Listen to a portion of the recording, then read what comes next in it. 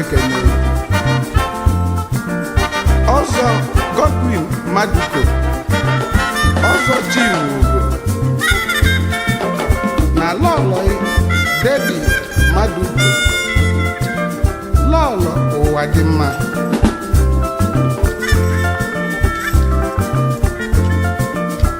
Humphrey Obi ezi ọgọ mmadụ akwa akwụrụ nke izizi na mọdụ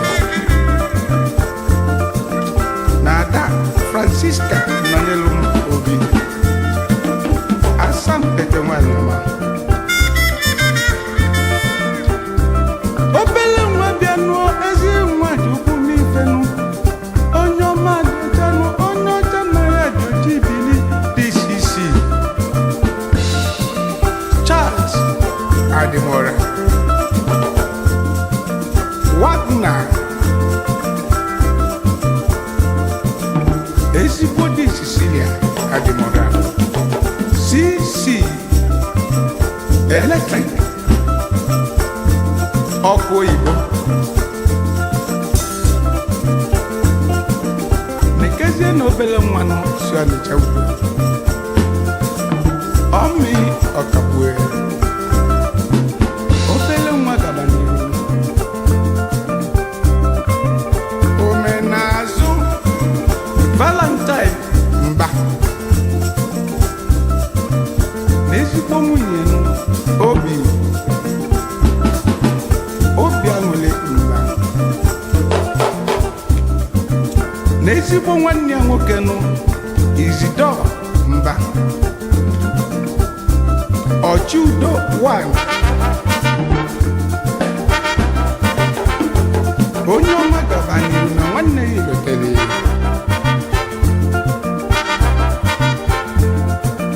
Nnamdi Okoro di Vivian Chizoba nwanyị ọma ezigbo nne mụtara tenis Chinedu Okoro gaba n'ihu Christopher C. Uche CC Ozuome 1 Nọrifite na ezigbo nwunye ya Onyeka Uche ọchịọra nwanyị ọma Nọrifite na nwanne mmadụ abụrụ ọyị ya nụ nwanne m bịabanụ obele nwa bili akịrị ogidi ka isi bịa nwanne m Nnamdi Agolue Nnamezue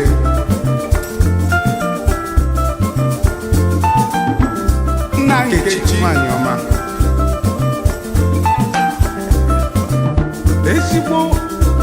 nwa nwanyị Chinwe nne nwanyị Nne Nkechi Anecheli nwa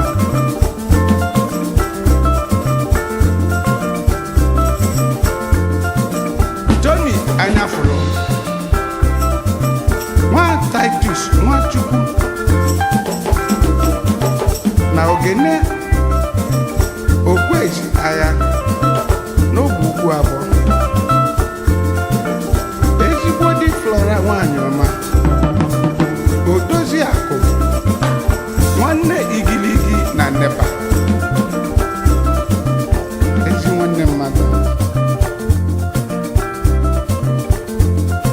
ife dị mma n'anya abụnụ ndị dị mma ka anyị na-akpọnụ maka ife n'ofe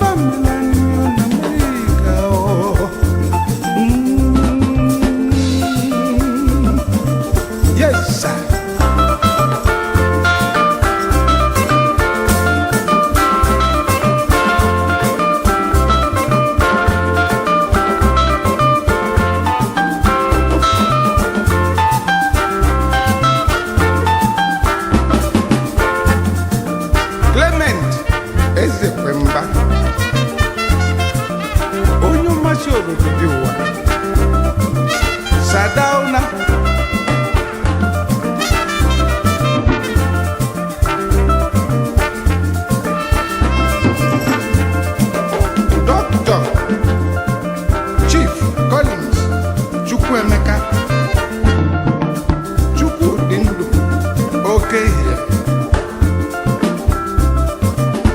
Ugwumba na Igbo ọnụmọnụ Ezenna nyere ugo ọzọ na Igbo n'ezikwala ọrịa ọzọ Tina okenye obi die nwanyị ọzọ na Igbo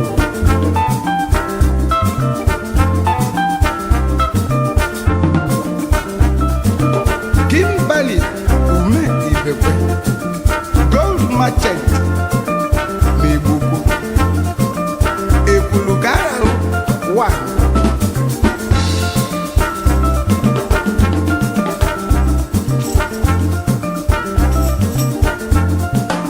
Bernard Nwiwu barrister at law ọchọmma obodo ya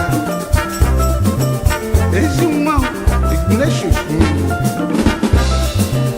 akụ dị na nwa n'ụmụaka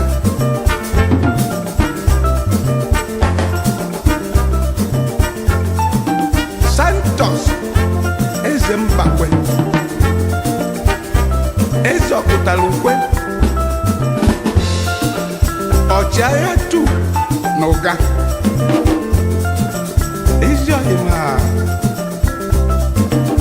Azụka ego nwanyị ọma ọdịnabụ eze Mbakwe ezi mmadụ abaka nne n'ụwa nke unu mere ka anyị na-ekwu ekene yes sir